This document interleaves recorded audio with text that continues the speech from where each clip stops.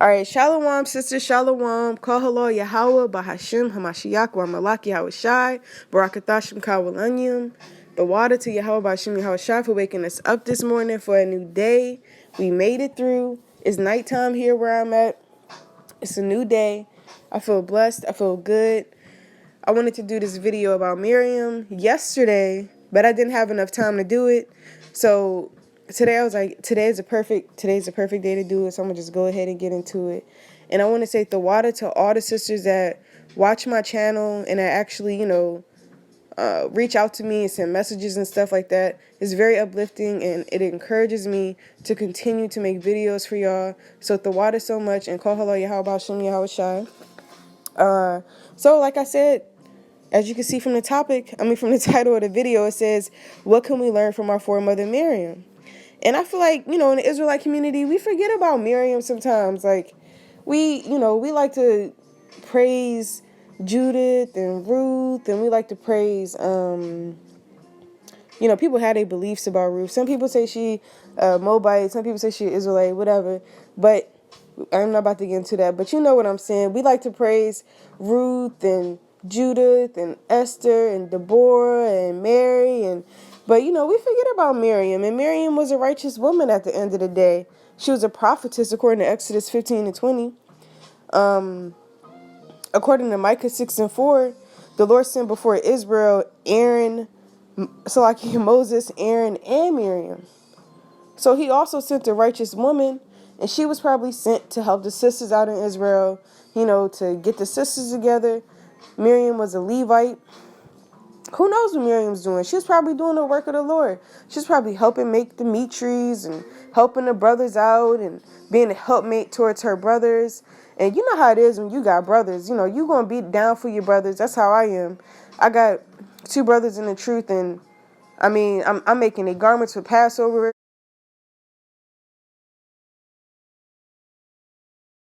I love my brothers. Those are my brothers. And she probably was the same way, down for her brothers. They need help. She was there. You know what I mean? I'm pretty sure that's how it was. The Most High didn't choose her to be a prophetess and choose her to, help out Israel if she wasn't a good woman. You know what I mean? Obviously. So I've been reading Numbers 12, and I've been meditating on Miriam at the point in my life where I feel like I have to examine myself, and where I'm starting to really realize and buckle down that the Most High not really playing no games, okay? Like, he not playing no games with me. He not playing no games with none of us. I feel like I was in a position, to keep it real and to be 100% honest with y'all, I was put in a position the other day where I feel like I was judged on the spot. And like, I was judged that night when I got home. And I didn't even say nothing. I said something slight. I said, sometimes he don't know what he be talking about. That's all I said. And after I said that, I felt it in my spirit that I shouldn't have said that. Even though it was something so small, you know how you just feel in your spirit? Like, damn, I should have never said that. And that's all I said. Literally all I said was, sometimes he don't know what he be doing. That's all I said. So then I got home. Sure enough, I got judged. And I knew that I was going to, it was like, I just knew it in my spirit. I felt it. I knew that I was going to get judged. And when I did, I was just like, call halal, how about Shimi, how shy? And the water for chastising me. You know what I mean? Because the Most High put it in my spirit to make me say I need to do better, and I need to try to not speak much on situations, even if it is small, especially as an Israelite woman. And that made me meditate on Miriam. And that's something that's been sitting on my spirit for a good 2 years now about Miriam. Every time I might say something small, I always think the Most High put it in my, the Most High established our thoughts, so he'll put it in my thought to think about Miriam. And I guess this week, or, it's just been weighing on my spirit heavy after I feel like I got judged. Not saying that I'm leaning to my own. I could be leaning to my own understanding, and something could have just happened. It could have just happened because it could have happened. Or I'm going to view the situation righteously and say, look, and I'm going to view the situation as an Israelite woman righteously, because, we discern things. We got spiritual discernment. So look, I got judged, okay? So anyway, I felt like I got to take that learn from it and do better. So anyway, let's get into it, y'all. I feel like I just, was talking a lot. So let's get into it. So I started reading Numbers 12. So I don't know if y'all ever read Numbers 12 before. If y'all don't know the story about Miriam getting judged, if not, read the chapter, then come back to the video, pause this, then come back to the video, even talk to it about your husband, read it over and talk to your husband about it, Salakia, and then come back and, watch the video if you can. But if you haven't, read it, why I'd say go ahead and read it. Why not? And then come back to the video. Press pause, read it, and come back. So anyway, in Numbers 12, you know that both Aaron and Miriam was spoken ill against Moses for having a wife of the heathen nation. Pretty much, we all know Moses was a very meek man. The Most High was dealing with Moses. He was literally dealing with Moses like he never really dealt with people before at that time, during that time. And he chose Moses and Aaron and Miriam, but more specifically so Moses, to lead the children of Israel. And he chose Moses to write all the 5 books. You know what I mean? So the whole, what did Moses wrote? Yeah, he wrote the whole Old Testament. So, Moses was a very wise and righteous man. So the Most High was dealing with him. So when the Most High brought all of them 3 down, and he spoke to them, and they came out the tabernacle of the congregation, they probably came out like, dang, like what? They probably knew in their spirit that they messed up. You know in your spirit when you messed up.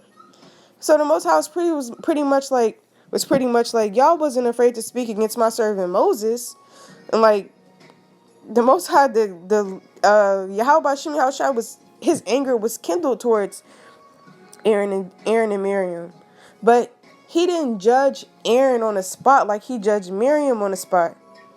And that just goes to show you that as the Israelite woman, sometimes you just gotta be quiet. Sometimes you just gotta be quiet. Even when you're speaking about people, you don't know who that person is back on the earth.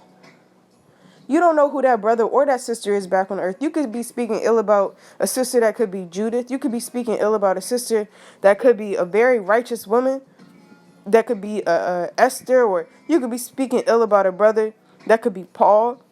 You can be speaking ill about a brother that could be Elijah, Isaiah, anybody, any of the prophets, any of the apostles, anybody from the Lord's elect, the 144. You really don't know who you speaking against. So, we really got to watch our mouths and understand that every ideal word that we speak, it's going to be accounted for in the day of judgment. And we got to be afraid of yahawashi judging us on the spot. Because who's to say that he's not going to judge you on the spot like he did Miriam? He could wait to do it, like the scriptures say, or he can do it on the spot. And that goes into even talking to your husband. You don't know who your husband is back on the earth. Your husband could have been the brother that took yahawashi off the cross. You know what I mean? Your husband could be a very righteous man. I forgot the brother's name, but your husband could be a very righteous man. So even when you get smart with your husband or say something, talk back to your husband, or whatever the case may be, whatever you got going on with your husband, you don't know who your husband is back on the earth. Sometimes it's best to just be in silence if your husband, even if y'all get into an argument, or y'all got a disagreement with something, and, marriage isn't perfect. Sometimes you might just have to be like, okay, all right. You just got to be like, okay. You be like, cause I'm not trying to go off. I'm not trying to talk back. I can't do it. I'm not trying to be judged. You gotta be scared of the judgment of yahawashi at the end of the day. All right. Miriam was a righteous woman. She fell. She rose back up. So even if you do go off, like I feel like I had went off at that moment, like the scriptures say, what is it, 7? A righteous man falls 7 times but gets back up. So I seen that I fell and I got back up. And I accepted my chastisement. And I'm pretty sure Miriam did the same exact thing. And we got to remember the days of old. Like Paul said, things are written aforetime for our learning. All right. All right. Sorry, I have. Since I'm pregnant, it's like I'm losing my breath. And then even when you look at Deuteronomy 24:9, it says, "Remember what the Lord thy God did unto Miriam." Like that didn't happen for that. That didn't just happen for no reason. That was written aforetime for our learning. So sisters could look back at that and say, "Look, the Most High could do the same thing to me." That was Miriam. He chose her to be a prophetess to help with leaders in Israel. How much more me? To remember, Aaron went back to Moses like, "We sinned and we was being foolish. Lay not sin upon us." And Moses cried unto Yahawah Shem Yahawashi. And you know what the Most High said? He said, if her father had spit in her face, should she not be ashamed 7 days? And she was shut out for the camp for 7 days. So you got to think about it. The Most High wasn't playing.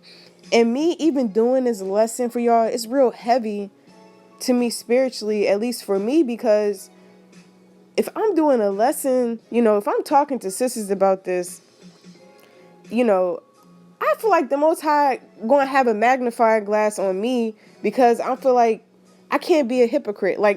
I'm sorry. I'm just thinking about, I really got to watch the things that I do now even more strictly because I can't be a hypocrite, and I'm scared to get judged like I got judged that night. You know what I mean? So y'all want to throw up a prayer for me for real, okay? Because I'm reading it like that's a scary thing to say. If her father has spit in her face, should she not be ashamed 7 days? Most High put her away for 7 days, all because she spoke against Moses' wife. Moses' wife. So the Most High's not playing no games with us Israelite women. And think about it. Think how embarrassing that was. Think about how embarrassing that was for Miriam. All of Israel couldn't move for 7 days because Miriam was chastised by the Lord for her opening up her mouth against Moses, and ultimately not respecting order. It was better for her to be like, "Look, I'm not saying nothing," but the scriptures was written aforetime for our learning. So that's a very heavy thing to think about. The Most High could judge you just like He judged Miriam for speaking ill against somebody that's one of His elect or one of His chosen that you may not know. And I don't know if sisters have the understanding of Salakia regeneration. I don't know if y'all believe in regeneration and about people returning back on earth. If you don't believe that, your husband don't want you believing that. That's just what my understanding is based off the scriptures. Regeneration is that you don't know who these people are back on the earth. You know what I mean? So you can't really be speaking ill against people. Just like how Miriam spoke ill against Moses and got judged, like I brought up before, the same thing could happen to you. So, and you don't want the Lord to make an example of you or chastise you. So it's better to be in silence when it comes to speaking about people. And even when you read the scriptures, for whom the Lord loveth, He chastise. And if you endure chastise, if you endure chastisement, the Lord deal with you at the end of the day. But it can't be avoided if it's no man or woman that sinneth not. But it can be avoided to the best of your ability if you are just in silence when it comes to certain situations. If you ask. And in Ecclesiastes 3:7, it says it's a time to rend, to sow, to keep silence, and a time to speak. And you got to meditate on that scripture as an Israelite woman. And you have to say, dang, it is a time for me to be quiet. There is a time for me to speak. Not everything needs a response. When I'm speaking even to people about certain situations, it's a time for everything. It's a time to speak up and say something. And it's a time to be like, well, I'm not going to say nothing. You, as a righteous Israelite woman, have to have the spirit of discernment to understand those times. Okay? And just like in Ecclesiastes 26:14, it says a silent and loving woman is a gift of the Lord. And there is nothing so much as a mind well instructed. You know what I mean? And when you really meditate on Ecclesiastes 26:14, when it says a silent woman is a gift of the Lord, The Most High is letting you know that he don't really like his women to be clamorous. A clamorous woman is foolish. She is simple and she knoweth nothing. He likes for his daughters, the daughters of Israel, to be more so helpmeets and to be more so in silence. And to know when to speak and when not to speak. Like Judith know when to speak up, and she knew when to be in silence. Everybody knew their role as an Israelite woman, and it wasn't to always have a say in everything. That just wasn't how we were as a people. That just wasn't our role as an Israelite woman. Because we knew the scriptures, we knew that a silent and loving woman was the gift of yahawashi. And when you really think about and meditate on Ecclesiasticus 26 and 14, when it says, and there is nothing so much worth as a mind well instructed. A mind well instructed, that correlates with being a principled Proverbs 31 woman. And being virtuous. And if you look up the definition of virtuous, it says law abiding. So you being virtuous because you abiding in Yahawah's word. And the precepts about being a silent woman. So having a mind well instructed is somebody who pretty much keeps the commandments and meditates on the things written. So you're going to meditate on being in silence. You're going to meditate on Ecclesiasticus 3 and 7, knowing that's the time to keep silence and the time to speak. You're going to meditate on Yahweh judging Miriam. You're going to meditate on remember the days of old, and that our foremothers were silent and loving women. And you're going to meditate on how the Most High said a clamorous woman is foolish and simple, and she knoweth nothing. So the Most High not really dealing with all of that. I gotta, something always gotta be said, and he not dealing with that type of woman. All right, you still can be a princess of Yahawah and a warrior for him, but you have to know when it's a time to speak and when it's a time to be silenced. It's going to be a time where you got to speak up and say something. Then there's going to be times you got to be like, look, I can't do it right now. I'm not saying anything. You know what I mean? So, this has been really weighing heavy on me spiritually because I feel like, this is something that all Israelite women need to meditate on. And y'all throw up a prayer for me because, like I said, I don't know because I chopped these videos up, so I don't know if I'm going to put the part in there where I said, I feel like the Most High is going to have, like, a magnifying glass on me. Lord willing, he has mercy on me, but I feel like I have to be so strict on myself because while doing these videos, it's like I know that the Most High is watching everything. The eyes of the Lord, he upon this place. So, and your angel go back and report to Yahweh at the end of the day. So, I just feel like I'm just like we all might feel the same way, like trying to be an example in the Israelite community, even trying to be an example to your kids and be an example to other sisters and stuff. The Most High is watching everything.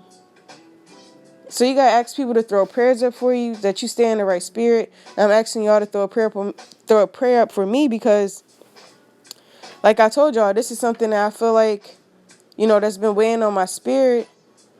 And, that I feel like needed to be addressed. And I feel like something that, I'm working on as well with myself. So y'all throw up a prayer for me, for your girl Mawathia. And I'll do the same for y'all. And remember, it could be anything. Like I said, and I think I slipped up and said, what did I say to my husband? About a situation. We was talking about something. I think I said, I said, oh yeah, he don't know what he be doing. That's what I said. That's literally I could have been judged. It could have been something else that went along with it. I don't know, but it wasn't much, y'all. And all I'm saying is that it wasn't much. Miriam ain't saying much either. And she got judged. All right?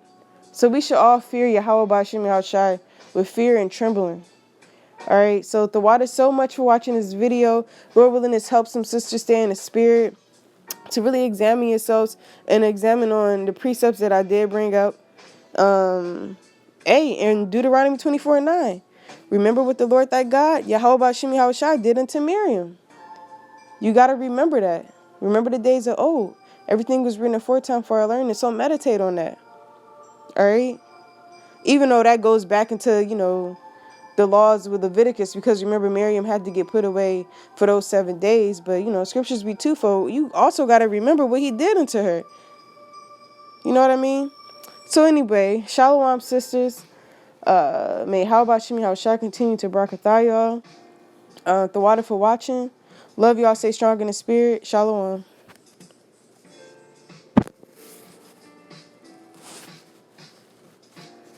Oh, y'all like, and by the way, y'all like my tabernacle? My little tabernacle post right here. And by the way, I know this like all last minute, but by the way, I've been playing this Bible trivia game, and y'all should check it out. Y'all should really check this out. Like, it's real dope. I'm not getting paid for this or nothing, but like I'm on level, what is this, 124 now, and it's asking me what was the name of the place that Yahawashi was crucified. Then it gives you the verse, so it helps you study and everything like that. Y'all should check this verse out. I mean, it's this Bible app out. It's pretty dope. It helps you study and everything. So when y'all got some time, check it out. Whatever. Like I said, I'm not getting. That sounds dumb. Like I'm trying to like advertise it, but it was just there, so I guess it's just a spirit. But anyway, y'all, shalom, love y'all.